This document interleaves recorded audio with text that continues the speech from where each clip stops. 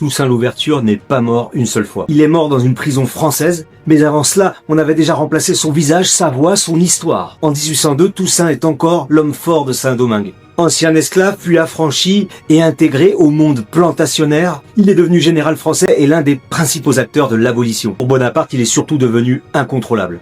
L'armée française débarque, Toussaint combat, négocie, puis dépose les armes. Le 7 juin 1802, le général Brunet l'invite à une entrevue. C'est un piège.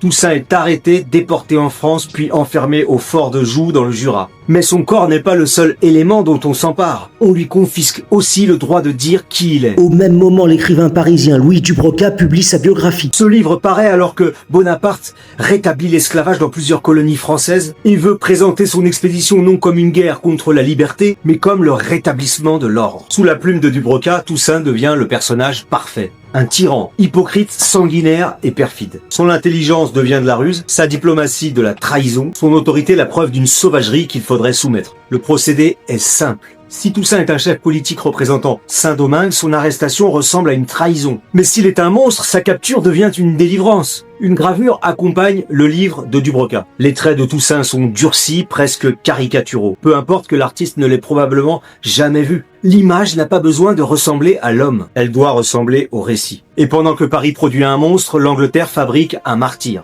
William Wordsworth apprend sa capture et écrit un sonnet publié le 2 février 1803. Toussaint est encore vivant. Il agonise dans sa prison lorsque les lecteurs britanniques le découvrent, transformé en symbole de la liberté. Wordsworth efface presque entièrement l'homme politique réel avec ses grandeurs, ses contradictions et ses calculs. Toussaint n'est plus un chef d'État contradictoire, il est érigé en idée. Il est la liberté enfermée. En France, il est réduit à un monstre. En Angleterre, il est élevé au rang de saint.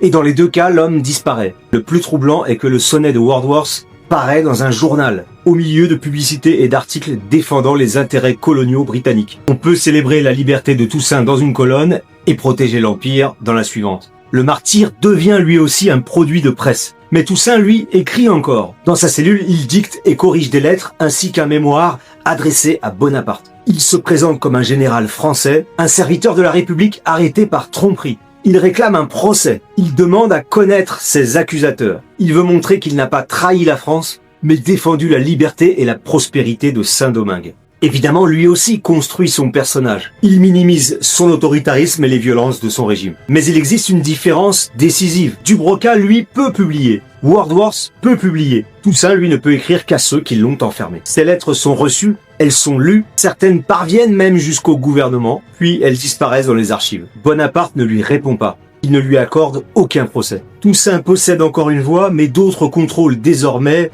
le papier, l'impression, la circulation et le silence. C'est sans doute cela la confiscation parfaite. Ne pas empêcher un homme d'écrire, simplement faire en sorte que personne ne puisse le lire. Le 7 avril 1803, Toussaint meurt au fort de Joux. À cet instant, 3 Toussaints existent déjà.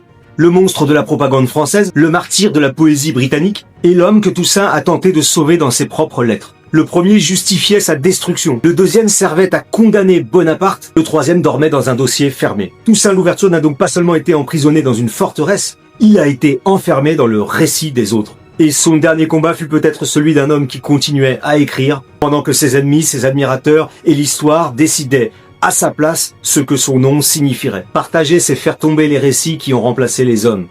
Abonnez-vous.